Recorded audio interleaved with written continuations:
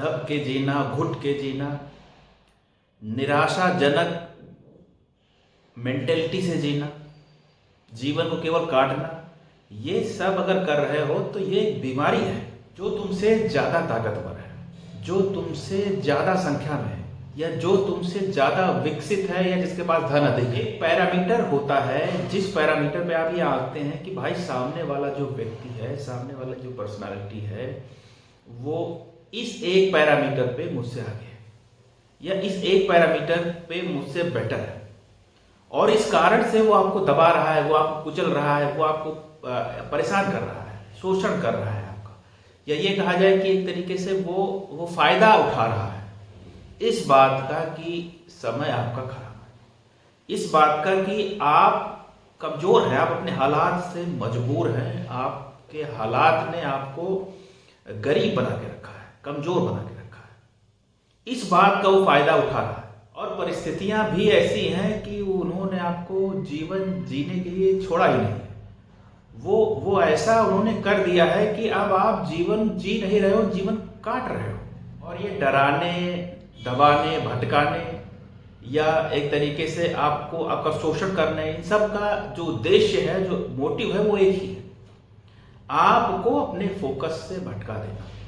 आपको अपने फोकस से डेविएट कर देना, आपने जो अपनी दिशा बना रखी है उस दिशा से आपको दिशाहीनता की स्थिति में पहुंचा देना। इन सब का एक ही यही उद्देश्य होता है, ये सब इसीलिए काम कर रहे होते हैं।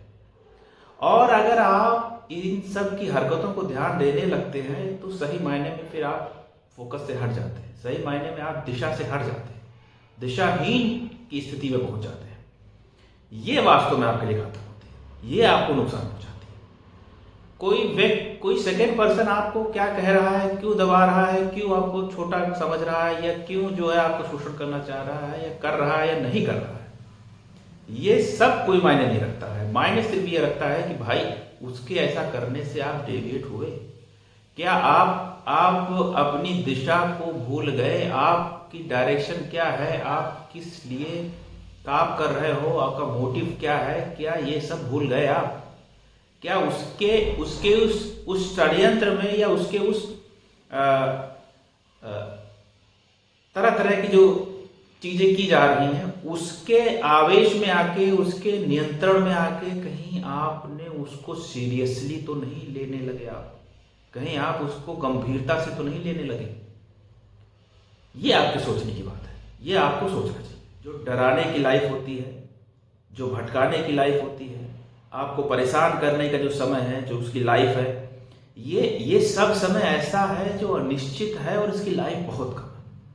बहुत कम है। कोई आपको हमेशा के लिए डरा के नहीं रख सकता, कोई आपको हमेशा के लिए भटका नहीं सकता, कोई आपको हमेशा के लिए परेशान नहीं कर सकता। ये एक बहुत ही इंटरेस्टिंग बात है, और इसलिए आपको अपने फोकस को बनाए रखना है, आपको अपने फोकस को डिस्टर्ब नहीं होने देना है, भी कीमत पे कुछ भी हो जाए। ये नेचर का नियम है, एक कड़ा रूल है कि कोई भी समय स्टैटिक नहीं है, जो टाइम है वो रनिंग है, वो दौड़ रहा है, वो रुका हुआ नहीं। इसलिए कोई भी स्थिति, कोई भी व्यक्ति, कोई भी साम्राज्य कभी भी ऐसा नहीं हो सकता कि वो हमेशा के लिए हो, क्योंकि वो समय से बंधा हुआ है, और समय बदल रहा है, तो उसको भी बदलना पड़ेगा, उसको भी हटना पड़ेगा, कोई नई चीज उसकी जगह आएगी। ये आप हिस्ट्री उठा के देख लो, या आप इसका आकलन कर लो कि बुरे से बुरा व्यक्ति, या बड़े से बड़ा साम्राज्य रखने वाला व्यक्ति, उसके साम्राज्य का पतन हुआ ही हुआ है। कोई कितना भी ताकतवर रहा, कोई कितना भी मजबूत स्थिति में रहा हो, उसका पतन होता ही होता है, वो अपनी स्थिति से गिरता ही गिरता है।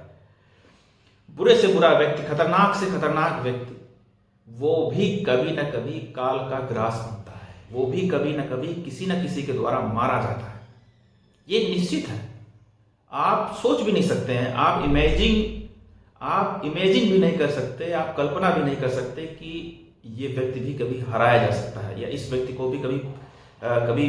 मारा जा सकता है। आप ये कल्पना नहीं कर सकते, लेकिन ये सत्य है। समय इतना बलवान है, समय में इतना कुछ है कि वो बड़े से बड़े व्यक्ति को और खतरनाक से खतरनाक व्यक्ति को उसी की चाल में हरा देता है, उसी की चाल में, उसी की बोए हुए पासे से उसे चित्त कर देता है। ऐसा व्यक्ति जो बार बार हार रहा है, हार के बाद हार रहा है, लगातार हार रहा है, उस व्यक्ति को भी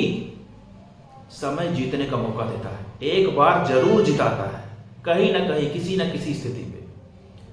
उसको जीत से जोड़ता है, क्योंकि हारता ही जाएगा व्यक्ति तो कांस्टेंट हो जाएगा, हारता ही चला गया, हारता ही चला गया, हारता ही चला गया, हारता ही चला गया,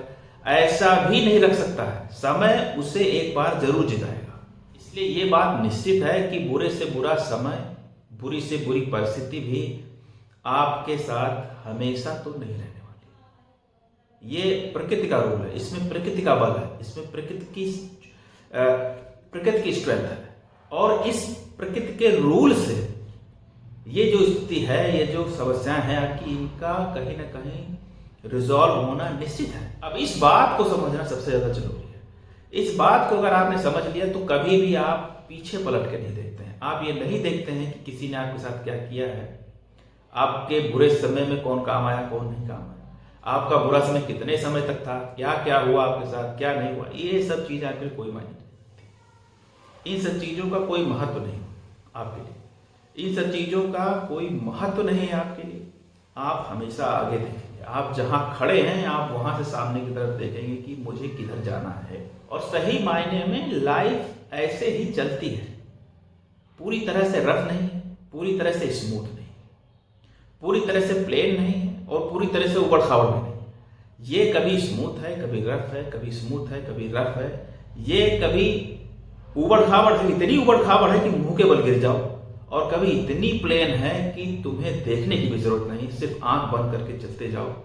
आप अपने आप आगे बढ़ते जाओ।